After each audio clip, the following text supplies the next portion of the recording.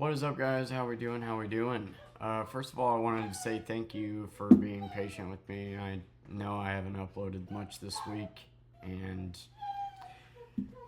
I know the videos that I've uploaded this week haven't been the greatest. And, I hate that I'm dropping two long, depressing videos on you back to back, but today is the 12th, and if you watched my 1 year anniversary of being a parent video, I talked about how the 1st, 12th, and 24th of April are going to be dates that are forever going to be engraved into my mind. And because the letting go video, I kind of had to wrap everything up pretty quickly into 30 minutes. I thought because it's the anniversary of these dates on each day, I would talk about what happened last year on those dates and try to maybe go into more detail. So before I continue on with this story, it's basically a part 2 to the 1 year anniversary of being a single parent video. Understand that everything I am about to say is proven, I have proof of, and is in a court case. So don't make your own assumptions about shit. It's hard for me to talk about this as it is, and everything I'm saying I can prove. With that being said, I don't want to recap the whole entire video because that was a 30-minute video, but basically in that video I talked about my wife leaving me, cheating on me, and disappearing for 10 days. And after 10 days, she wanted to come get my daughter, our daughter, and take her to this random shady motel to be with this new crackhead that she was with. And he had a warrant out on him, was an ex-con, was on dope, just like, whether he was on these things or not, obviously that's not a good idea, right? And I said on the 11th she showed up with the cops, so that brings us to the 12th. On the 11th, when she showed up with the cops let her know that they could not forcibly remove Persephone. And never was I playing the game of like, I never kept Persephone away from her. As mad as I was at her, the best thing for my daughter is to have her mother in her life. And I was willing to do anything to make that happen. But I was not willing to put her in a dangerous situation to make that happen. I offered to let her come over here and I would go into the other room, offered to go to the park, but no, I was not comfortable with her going and staying the night at this hotel with this random dude, with a woman who I last time I left her alone with threatened to beat the shit out of her, and I can show you that text if you don't believe me. A lot of things wrong with that. So no, I was not okay with her taking her. On the 12th, I woke up to a phone call. Random local number, answered it, and it was a police officer. And he said, "You have a protective order out on you. You need to stop everything you're doing. You need to meet me at the police station. You need to hand your child over to your wife, and you need to get the fuck out of your apartment." And I'm like, wait, hold on.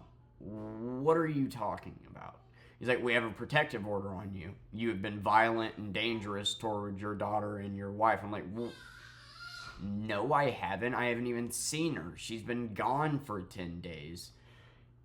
And tried pleading with him that, like, she was lying. And his exact words were, "People lie all the time."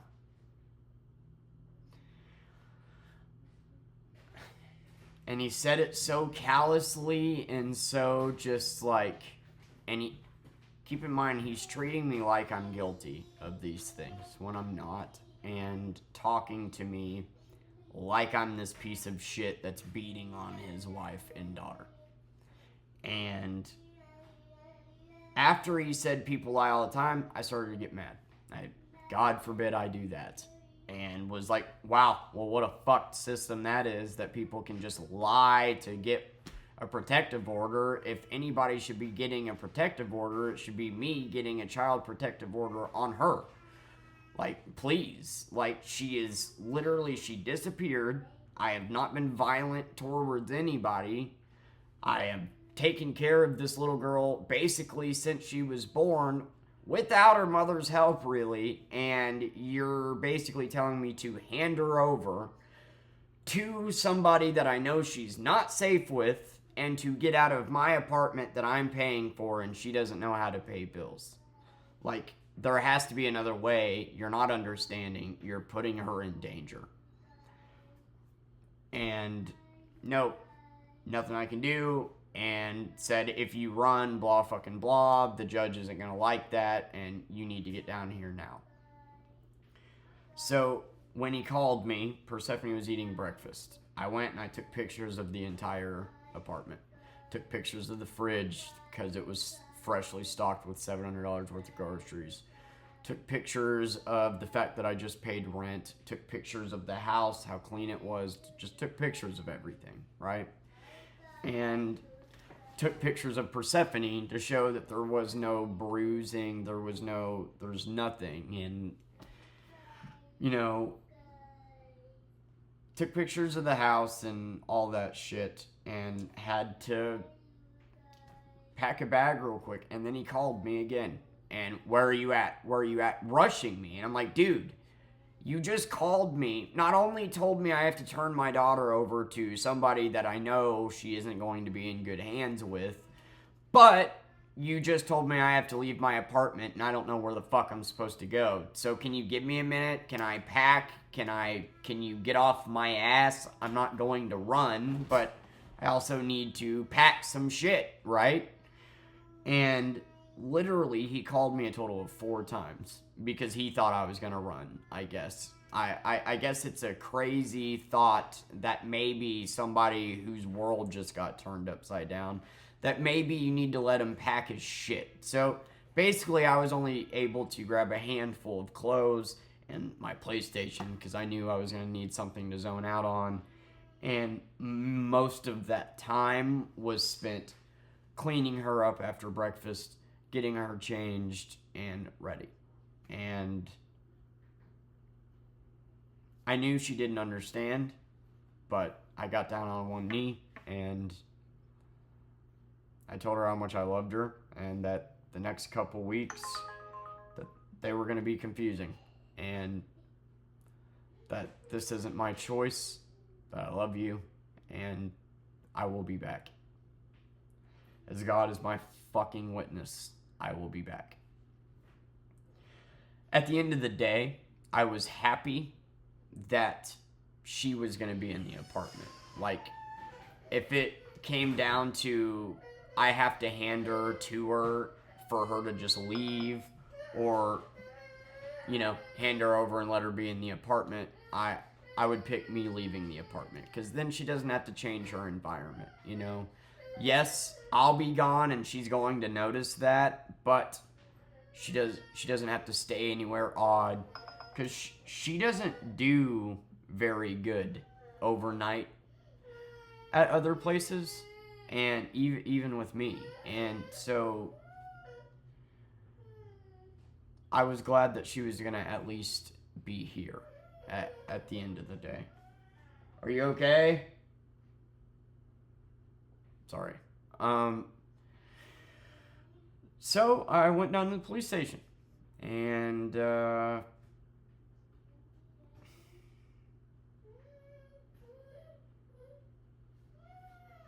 got there, got out, and this is the first time I am seeing my wife since I found out she was cheating on me. I need you to understand that I went from setting up this apartment and thinking things were perfectly fine to my wife disappearing, to finding out I'm being cheated on, to now my name is being slandered, and I'm getting kicked out of my apartment and handing my child over to a person who doesn't have the patience to fucking deal with her. And not only that, and be around a random guy that I just know awful things about. So, and my biggest concern was not only my daughter's safety during these 2 weeks, but we had a joint bank account and I was not allowed to talk to her. If I text her, I go to jail, you know? And so, since I was the one that paid all the bills, I was worried about her burning it all to the ground, not paying the bills that were necessary and shit. And that's exactly what she went on to do. But we'll get there. I got to the police station.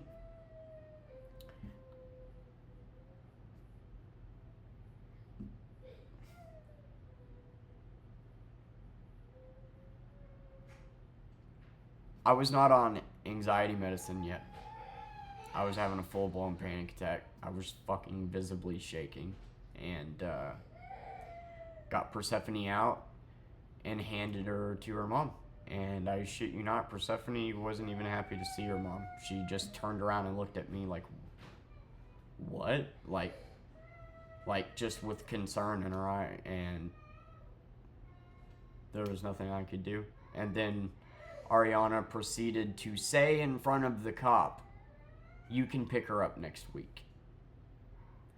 Which told the cop that she had no fucking idea what she just did. Because he had to explain to her, no, he is not allowed to contact you, and you are not allowed to contact him until you go to court on the 24th. And she's like, oh, okay. And then she went to shake my hand with a smirk on her face, as if this was some type of fucking game. And all because I wouldn't let her take off with the baby. But now she'll happily go to the apartment. The fact is, and what I would later find out was confirmed, is that she just didn't want to look me in the eye. Now I knew she was cheating on me after everything I had done for her. She just didn't want to come over and see me because she didn't want to look me in the fucking eye. And even though that was the best thing for her daughter, she was being incredibly selfish. Like, I did everything to set up her coming and seeing her, but no, I was not okay with her taking off with her, and I don't think anybody would be.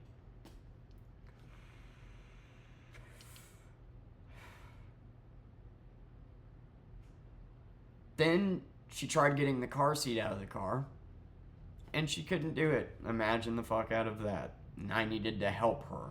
And I just stared at the cop as I helped her get the car seat out of the car.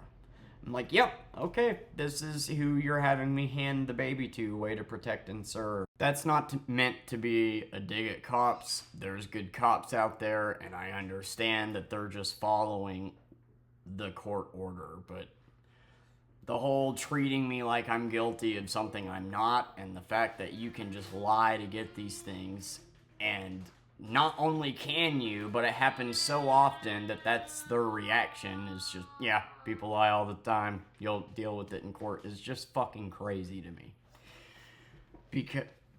But she left. I wasn't going to give the satisfaction of her seeing me cry. And when she got in the car, the dude that she was cheating on me with wasn't even driving. He was in the back, and some old tweaker was driving. So immediately, Persephone's introduced to two dudes, weirdos, and they just drove off. And I drove off. I got over on the interstate, and I just started bawling, dude. I didn't know where to go. I didn't know what to do. I didn't understand why she was being this way. And by saying you can come pick her up next week, she admitted in front of the cop that A, she didn't know what she did, B, I wasn't a danger. This was just a fucking game. And I just didn't understand why my wife, my teammate, this person that I built my life with, whom I was good to, genuinely good to. Because yes, I've had relationships in the past where I was insecure, where I was a shitbag, not physically abusive, but was not good. And I talked about that in my trauma dumping video. And because of my mother, and because of my drinking, I was not a great partner in the past. And in this relationship, I figured out how to be. And I was good to her. And so I just didn't understand. It was like, okay, if you want to cheat, fine. If you want to split up, fine. But why are you doing all this to me? Why are you slandering my name, getting me kicked out of this apartment? Like, why are you going to this extent? Like, it's like the person I knew was just gone. I called my cousin, who, in my Road to Sobriety video, I talked about my aunt and uncle that passed away. This is the son of them. And that 60 acres of land I used to play on, this was my first time going back there since my aunt and uncle had passed away. And that's where I spent my 2 weeks. It was with my cousin, who, he's a badass. He's dealt with a lot of shit in life, and he's really smart, and he works his ass off, and his wife and 2 kids. And there really wasn't a lot of room for me to be there, and I immediately sat down, read the order, and just worked on disproving every word in that order. You know, because if you prove what she says is uncredible, then she can't be trusted. And the first sentence is, I left Jeremy on the 5th. That's a lie in itself. She left on the 1st. She said the 5th because she wanted to make it look like she wasn't as gone for as long as she actually was. And so, first sentence, just everything in it was an absolute lie. That I threatened to take off to Tennessee with her, which I never said. That I was physically abusive, that I left her stranded with nothing, and all this shit, which doesn't even make sense if you think about it for longer than 2 seconds. She left, like, she's kind of stranded herself with nothing. Never did I say you couldn't come get your stuff.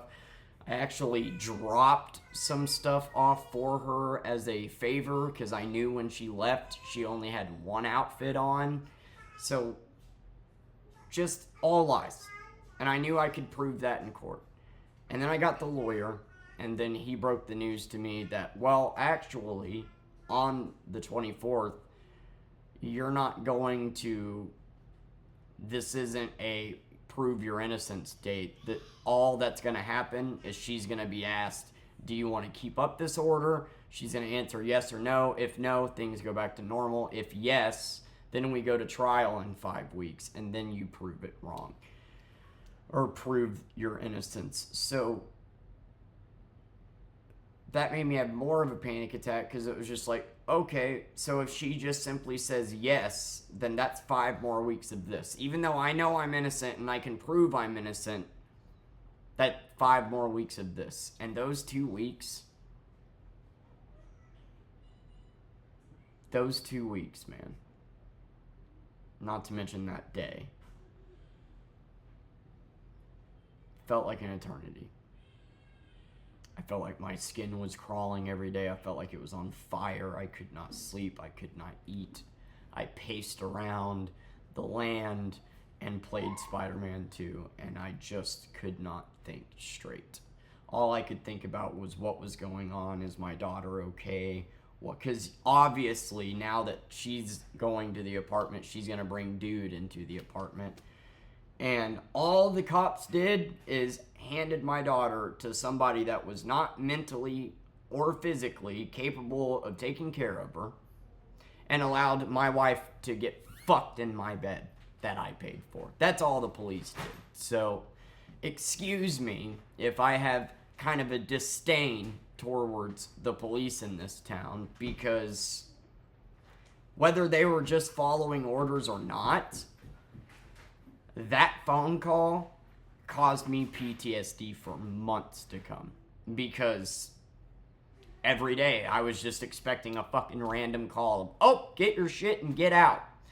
Like, and in the future, you know, Ariana would apologize and admit that she didn't know what she was doing, or admit that she didn't know what this was, and would admit that, yeah, she just didn't want to look me in the eye. Like, and her new boyfriend, wasn't okay with her coming over here to visit her daughter, so she was choosing his feelings over visiting her daughter. the only way he was okay with her seeing her was if she, went with them. And that just wasn't an option. And so for 2 weeks, I built the case. I gave the lawyer everything I had. I screenshotted our conversations for the last 2 years and to show that we didn't fight. Like, I'm not going to sit here and act like we were the perfect couple. We weren't. When there's no fighting, there's no passion. And there wasn't. Things were boring. But that's what I'm guilty of, is being boring. Not caring enough, even though I was paying debt up to a month ago on this concert I took her to. Every time I went to the store, I would grab her flowers or something simple to remind her. Like, I was fucking good to her. And it bothers me because the shit she was saying about me was so untrue.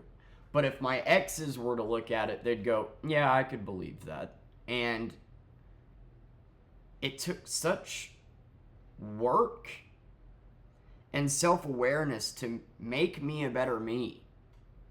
And I overcame all these things just for her to slander me, just for her to say that I was this way. I have never been physically abusive to any woman ever. Ariana was physically abusive to me for 2 years. And I did nothing. I put up with it because I thought I had to. I couldn't leave. And so this was just all bullshit. And she blames me for being emotionally distant, but I was emotionally distant because for the first 2 years of our relationship, she was emotionally, mentally, and physically fucking abusive. So by the time we got married and her insecurities stopped, and she stopped picking fights with me, yeah, I kind of emotionally wasn't there. I'm guilty of that. But that's all I'm fucking guilty of. And never, ever have I ever threatened to take Persephone away from her or not allow her to see her. All the way up, I want you to understand that, all the way up until last month, she's been on the lease.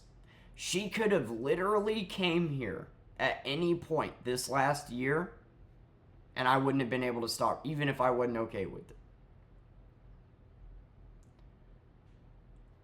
So in my brain, for those 2 weeks, I just built the case, and all I could think about was, like, what is going to happen? Like, what if she says yes, then 4 more weeks of agony, and what if she doesn't pay rent? What if this, because I paid electric while she was gone, I just paid rent.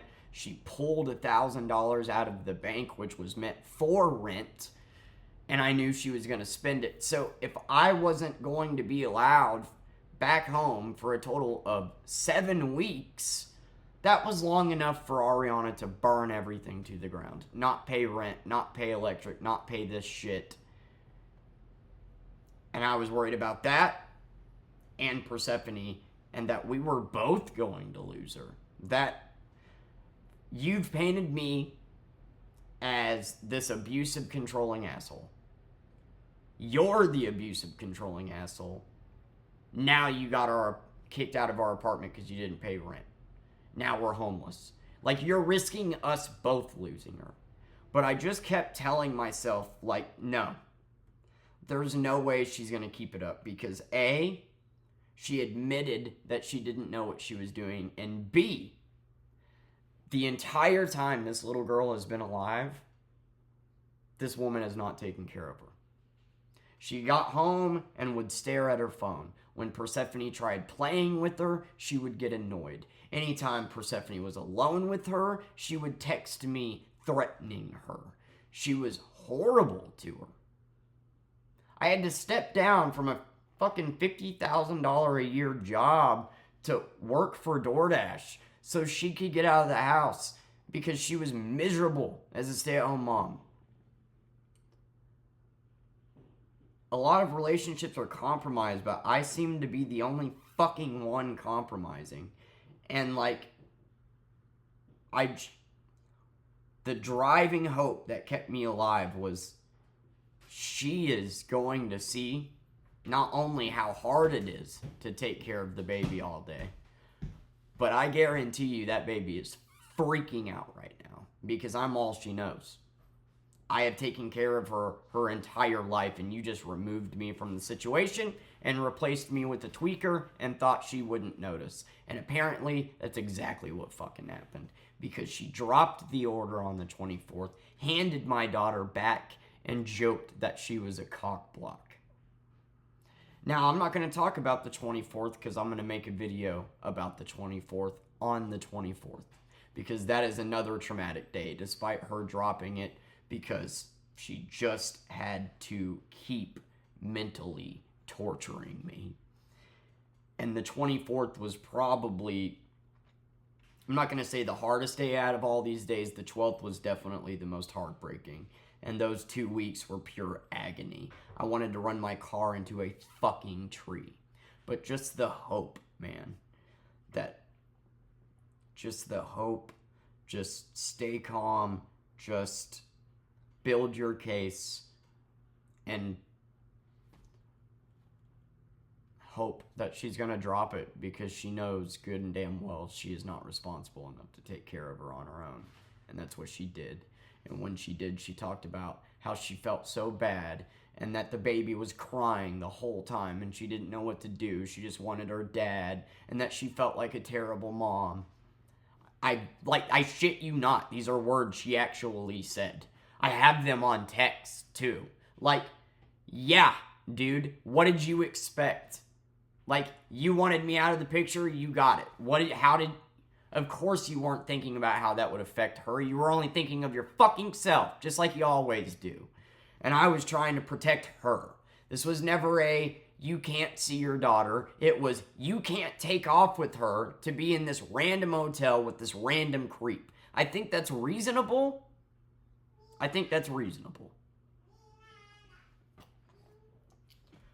So at this point, after all the bullshit she's put me through, and she even said that there were times that she wanted to text me because Persephone was being so bad, but if I would have texted her back, I would have went to jail. So, yeah, she ended up dropping it, but we'll talk about why that's also a traumatic day on the 24th. But the 12th was the worst day of my fucking life because I had to hand my daughter over to somebody that I knew was going to not do shit. She wasn't going to take care of her, and she didn't, you know? And we'll talk about that in the video. All those pictures I said I took of the fridge being full, of the house being clean, of Persephone being, bathed and dressed well and all that shit when I was allowed back home.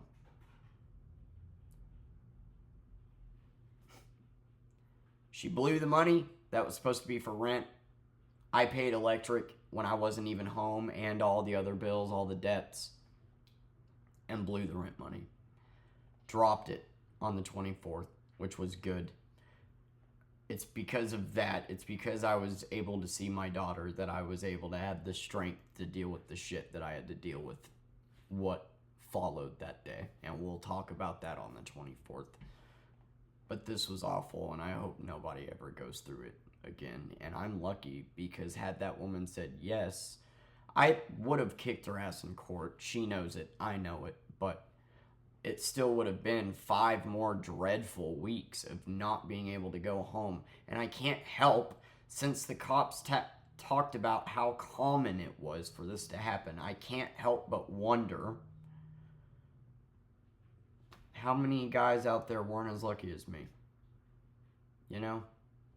That were just forced out of a situation for no reason, with no proof, and then had to go to trial and deal with all, I'm just trying to fathom how I'm even here, because in the span of 2 weeks, I went from having what I thought was a happy marriage and a happy family, not exactly a happy marriage, but We were making it work. We weren't fighting. She wasn't picking fights anymore. We were okay. We moved into our best apartment yet, and I was putting together the furniture fucking proud. Proud of, we came from 2 apartments or 2 hotel rooms put together to this. Just proud. I went from that to my wife disappearing. My wife's cheating. Now my wife's trying to take the baby away and be irresponsible with her. Now I'm kicked out of my apartment and I'm having my name slandered. And now I can't see my kid for 2 weeks. And all that woman did is blew our money and drank for those 2 weeks. And got fucked in my bed. And confused the shit out of Persephone, and from her own words made Persephone miserable. So, Ariana, if you're watching this, big ol' fucking high five to you, dude. On the 24th, I'll talk about that day and why that's a traumatic day too, and the following months after. But just know that this entire time, she could have came and visited her this entire year, and I haven't heard from her in 8 months.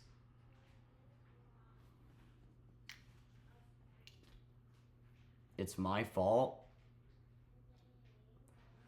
I knocked up somebody who I had no business having a kid with. That will forever be my fault. The fact Persephone does not have a mother will always be my fault, partially. But at the end of the day, she's here,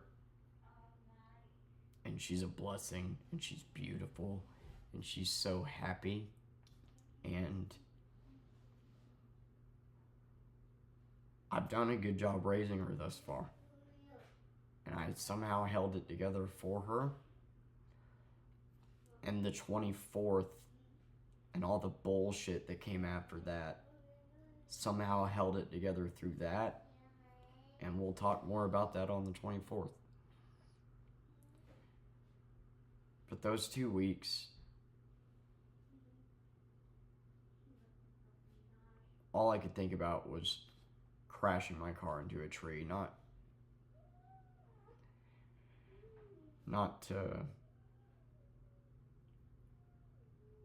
I really did. I just didn't want to be here anymore. I couldn't mentally wrap my head around everything that was happening and just how fucked up it was, and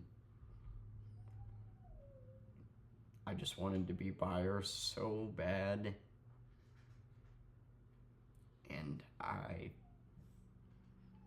the things she accused me of are awful, and I'm considering suing her in civil court for doing that, because that's a thing you can do, because that was a slanderous report, and my lawyer said that's possible.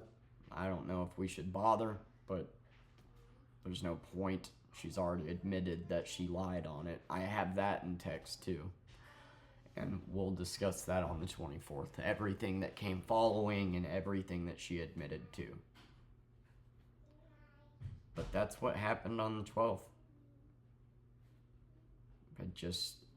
I had so much PTSD from just randomly being called and told to get out of my home for no fucking reason. The home I just paid rent on.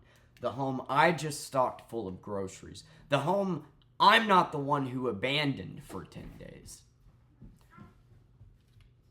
That for 3 months I couldn't sleep. Dude, I just expected any day the cops to come knocking and say, get out. I literally could not move on from it, and it took getting on Klonopin to be able to finally sleep again. I'm still fucked up from that. And I don't have a disdain towards cops. I'm not one of those people. But the cops around here, man, yeah, that was shitty. And they were just doing their job. It's whatever.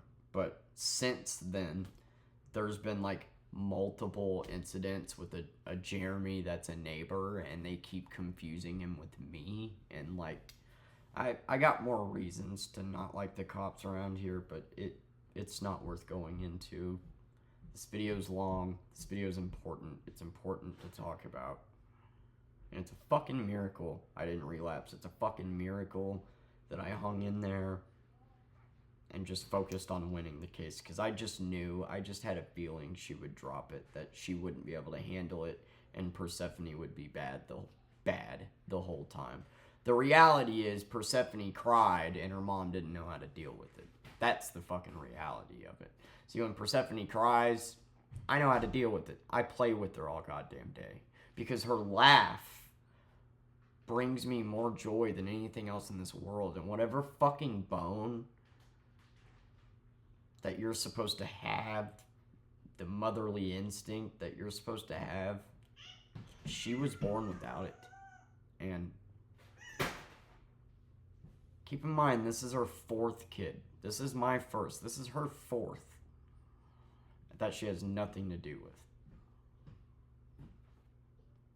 On the 24th, I'll make a video talking about shit further, but for now, I'm going to let this marinate.